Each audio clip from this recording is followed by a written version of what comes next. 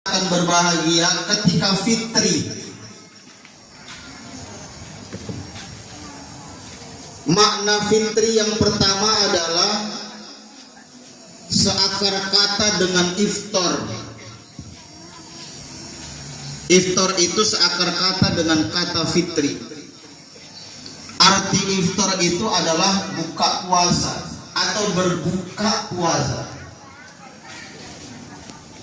Maka kata Nabi, orang yang puasa itu farhatun inda fitrihi, dia akan merasa bahagia, merasa senang ketika iftar, ketika buka puasa selama 13 jam lebih kurang kita tidak makan dan tidak minum. Begitu azan maghrib, Allahu Akbar, Allahu Akbar, disitulah kita mulai meneguk air minum dan memakan bukaan. Memasukkan makanan yang pertama setelah berjam-jam perut kita kosong, itu namanya iftar. Kita sering menyebutnya dengan buka puasa. Maka farhatun inda fitrihi, orang yang puasa itu dia bahagia, dia senang ketika berbuka puasa.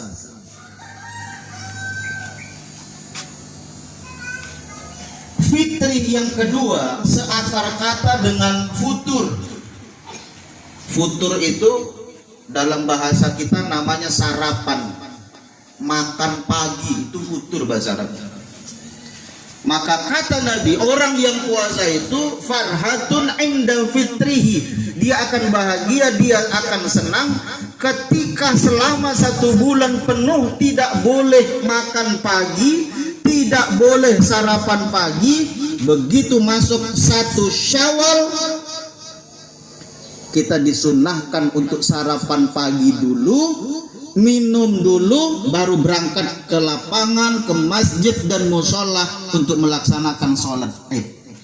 Jadi kalau ditanya kenapa disunnahkan makan dulu sebelum Id, salah satu faktornya karena untuk membedakan bahwa hari ini bukan Ramadan lagi, tak boleh selama ini sebulan ini kita makan pagi, kita sudah futur, kita sudah fitri, sudah bahagia karena boleh sarapan lagi balik.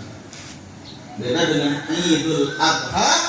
Kalau Idul Adha disunnahkan tidak makan minum dulu, nanti selesai sholat Idul Adha baru boleh makan dan minum. Hadirin wal hadirat rahimakumullah. Fitri yang ketiga adalah berkaitan dengan Idul Fitri. Kita nyebut dengan Idul Fitri itu pakai kata fitri lagi. Maka kata Nabi, orang yang puasa itu farhatun, dia akan bahagia, dia akan senang. Idul Fitri itu dikaitkan dengan Idul Fitri. Maka orang akan bahagia di hari Idul Fitri hari ini, akan senang. Kenapa ketika Idul Fitri orang akan bahagia dan senang? Karena Id itu artinya kembali. Fitri itu bisa diartikan dengan suci, bersih. Maka Idul Fitri itu kembali kepada kesucian. Kenapa kita dibilang Idul Fitri ini kembali suci? Karena bisa jadi selama hidup kita ini banyak dan ada dosa-dosa yang kita kerjakan yang tanpa sengaja maupun sengaja itu kita lakukan. Maka selama 1 bulan penuh dosa itu kita kikis. Sebagaimana yang Rasul sebutkan dalam hadisnya, man shoma ramadana, siapa yang puasa Ramadan. Dalam riwayat yang lain disebut man qoma ramadana, siapa yang qoma, mendirikan sholat malam, mendirikan sholat tarawih pada bulan Ramadan. Bahkan dalam riwayat yang lain disebut Man qama lailatul qadri, siapa yang melaksanakan sholat pada malam Lailatul Qadar, ghufira lahu ma taqaddama. Di ujung ayat itu disebut ghufira lahu ma taqaddama min dzambi. Diampunkan oleh Allah semua dosanya yang sudah lewat. Dengan syarat dosa itu akan diampuni oleh Allah lewat puasa dan sholat tarawih kita. Disebutkan di pertengahan hadis itu imanan wa ihtisaban. Sholatnya, tarawihnya, puasanya dikerjakan dengan iman dan mengharapkan ridho dari Allah. Maka begitu kita sholat tarawih sebulan penuh, puasa Ramadan sebulan penuh, dosa kita diampunkan oleh Allah. Begitu dosa semua kita ini diampunkan oleh Allah, maka kita akan bersih suci lagi seperti dulu kita lahir. Sebagaimana yang Rasul katakan, kullu mauludin yuladu 'alal fitrah. Setiap bayi, setiap anak yang lahir, mau lahir dari rahim seorang wanita, seorang ibu yang beriman atau tidak, muslim atau tidak, begitu bayi anak itu lahir, yuladu 'alal fitrah, kata Nabi. Anak itu akan lahir dalam keadaan fitrah, suci dan bersih.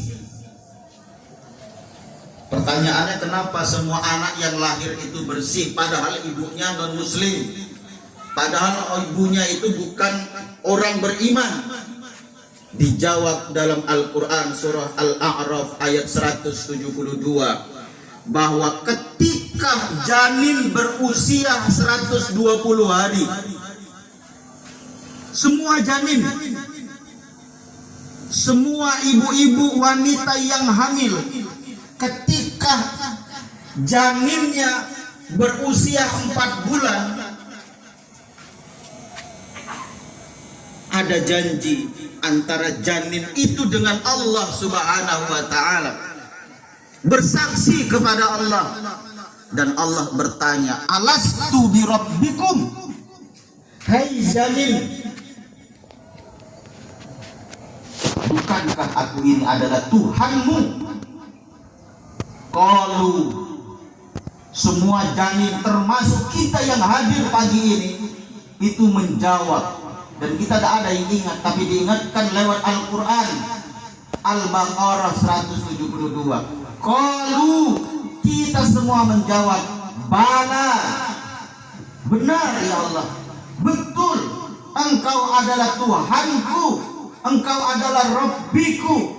Syahidna, kami akan bersaksi nanti ketika lahir ke dunia. Saksi yang kita lakukan dalam bentuk bersyahadat, asyhadu an la ilaha illallah wa asyhadu anna muhammadar rasulullah. Maka kita yang lahir dalam keadaan muslim itu secara otomatis kita sudah bersyahadat, dan syahadat itu kemudian diimplementasikan. Begitu sudah balik, tidak boleh meninggalkan sholat, karena dalam sholat itu ada syahadat ain, mengucapkan 2 kalimat syahadat. Sementara saudara-saudara kita yang lahir tidak dalam keadaan memiliki orang tua yang muslim, kemudian sampai balik remaja dewasa tidak beriman kepada Allah, begitu dia mau beriman, maka dia diminta untuk bersyahadat kembali, mengucapkan 2 kalimat syahadat sebagaimana persaksiannya ketika di rahim ibunya di usia 4 bulan atau 120 hari.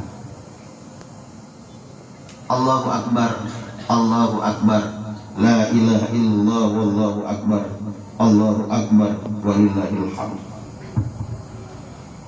Hadirin wal hadirat, jamaah salat Id yang berbahagia.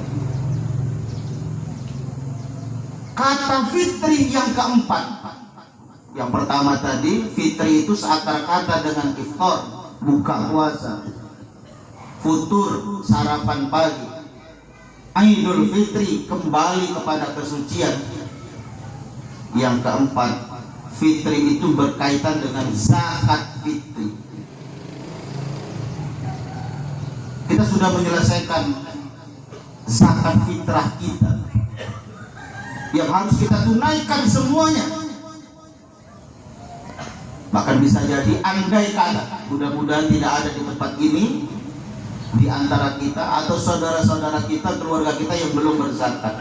Andai kata pun belum, maka kata Nabi, kalau zakatnya dikerjakan sebelum sholat, al-makbulah, zakat fitrahnya itu diterima, kata Rasul. Tapi kalau zakatnya dikeluarkan setelah sholat Id, maka dianggap sedekah. Tetap dianjurkan.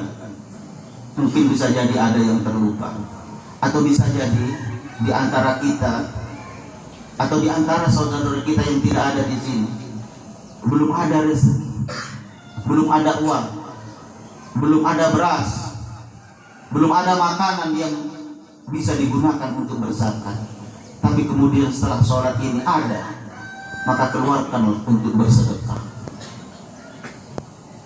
Karena sedekah itu amalan, salah satu amalan orang yang masih hidup, bahkan itu keinginan orang yang sudah mati. Bapak dan Ibu, dalam surah Al-Munafiqun ayat ke-9 dan ke-10, Allah menceritakan bahwa orang yang sudah mati itu, semua orang yang mati itu, dia akan minta, dan itu akan terjadi kepada kita ketika nanti kita mati. Semua orang yang mati akan minta kepada Allah untuk hidup sebentar saja, tidak usah lama-lama, bentar saja. Fa'asaddaqa, kata Allah dalam Quran itu, orang yang mati itu akan minta waktu sebentar saja. Ajalil qarib, fa'asaddaqa, minta sebentar untuk bersedekah. Tidak ada, cuman bersedekah saja. Hadirin wal hadirat yang dimuliakan Allah Subhanahu wa ta'ala. Satu ketika seorang sahabat bertanya kepada Rasulullah, "Ya Rasulullah, ayyu shadaqati a'zam?" Ya Rasul, sedekah apa yang paling besar, yang paling dahsyat, yang paling luar biasa itu sedekah apa ya Rasulullah? Faqala, kemudian Rasulullah menjawab, "Anta saddaqa wa anta sahihun syahihun tahsyal faqra wa ta'mulu al-ghina."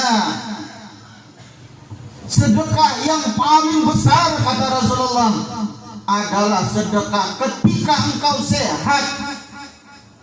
Karena kalau sudah sakit, boro-boro mau sedekah, untuk biaya berobat saja sudah susah. Maka kata Nabi, sedekah yang paling besar itu adalah wa anta sahihun, ketika engkau sedang sehat, syahihun, ketika engkau susah.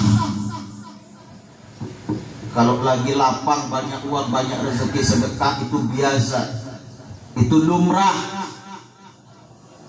Tapi ketika syahihun, kata Nabi, ketika dalam keadaan sempit, susah, kemudian kamu bersedekah dan berinfak,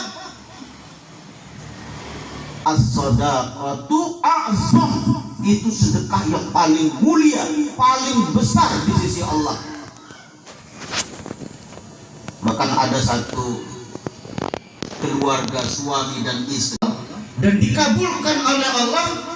Orang yang minta tadi, suami istri yang miskin tadi, dikabulkan doanya menjadi orang kaya, dengan syarat kayanya cuma setahun saja, tidak lama-lama. Begitu setahun selesai, kekayaannya semua hartanya akan diambil lagi sama Allah. Maka suami istri tadi terima dengan ikhlas, syukurlah, daripada selama hidup gak kaya-kaya, setahun pun jadi katanya. Singkat cerita, suami istri yang minta didoakan Nabi Musa ini menjadi orang yang kaya sekaya-kaya.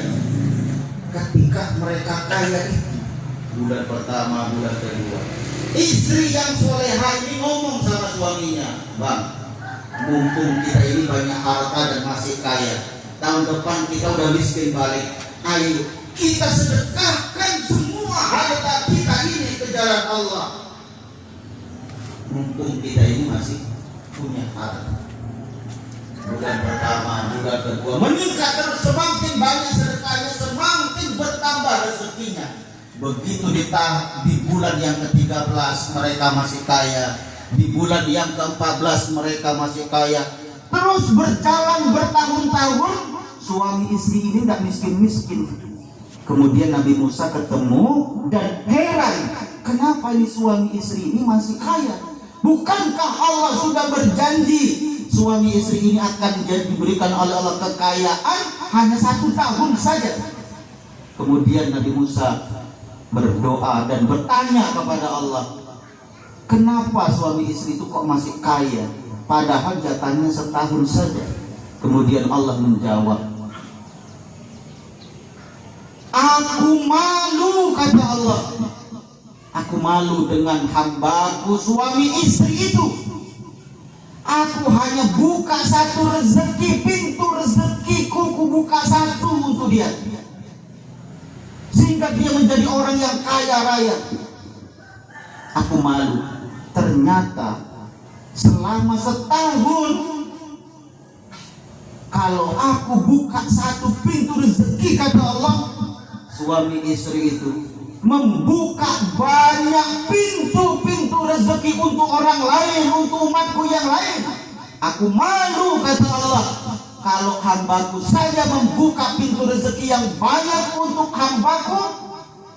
Aku malu kalau aku hanya buka satu pintu rezeki untuk suami istri itu.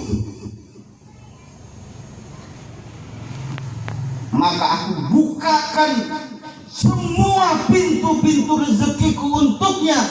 Maka takdirnya berubah menjadi orang yang kaya raya sampai akhir hayat. Allahu Akbar, Allahu Akbar, la ilaha illallah, wallahu akbar, Allahu Akbar, walillahil hamd. Hadirin wal hadirat rahimakumullah. Kemudian Nabi mengatakan, sedekah yang paling agung, paling mulia itu, kata Nabi, adalah takhsyal faqra, bersedekah ketika kamu fakir, bukan miskin, ketika fakir. Bersedekah itu as-sadaqatul faqra, as-sadaqatu a'zam, kata Nabi. Bersedekah ketika fakir itu paling besar kemuliaannya. Apa beda fakir dan miskin? Kalau miskin itu masih punya penghasilan, masih punya pendapatan, tapi kurang, nggak cukup. Kalau fakir itu tidak punya penghasilan apapun, tak ada yang mau dimakan. Kalau kebutuhan sehari misalnya 100.000, nggak ada, jangankan 100.000, 1.000 pun tak ada, itu fakir. Kalau miskin itu kebutuhan 100, ada cuma 10.000, itu miskin. Kalau fakir itu nggak ada sama sekali, penghasilan tak ada, pendapatan tak ada. As-sadaqatu a'zam. Ada orang yang tak punya apa-apa, begitu yang ada disedekahkan. As-sadaqatu a'zam, itu sedekah yang luar biasa, kata Nabi. Wa ta'madul ghina, dan sedekah yang a'zam itu yang paling besar itu, kata Nabi, wa ta'malul ghina, bersedekah ketika engkau ingin minta kaya. Jadi kalau mau kaya, kata Nabi, bersedekahlah. Karena bersedekah untuk minta kaya itu Itu as-shadaqatu a'zam. Hadirin wal hadirat jamaah salat Id yang berbahagia. Satu ketika selesai sholat Id, Nabi berkhutbah di depan. Ketika Nabi berkhutbah, di saat itu usia Nabi sudah mulai agak lanjut, berdiri tidak sanggup lama. Kemudian Nabi ketika berdiri bersandar dengan sahabat beliau yang bernama Bilal. Bilal berdiri di samping beliau dan Rasul bersandar di samping Bilal itu. Kemudian Rasulullah berkhutbah. Ketika Rasulullah sudah berkhutbah menyampaikan nasihat, sebelum Rasulullah turun dari mimbar, sebelum Rasul turun dari mimbar itu, sebelum menyelesaikan khutbahnya, Rasul berjalan ke belakang, menghampiri ibu-ibu para wanita yang sholat Idul Fitri. Karena hari itu, waktu itu, masa itu belum ada mikrofon. Maka andai kata hari ini tidak ada mikrofon, saya sebagai khatib pun akan berjalan ke belakang ibu-ibu untuk menyampaikan sebagaimana yang pesan yang disampaikan oleh Rasulullah ketika beliau berkhutbah. Beliau datang ke komunitas ibu-ibu dan berkata, Rasulullah mengatakan, hai para wanita, bersedekahlah kamu,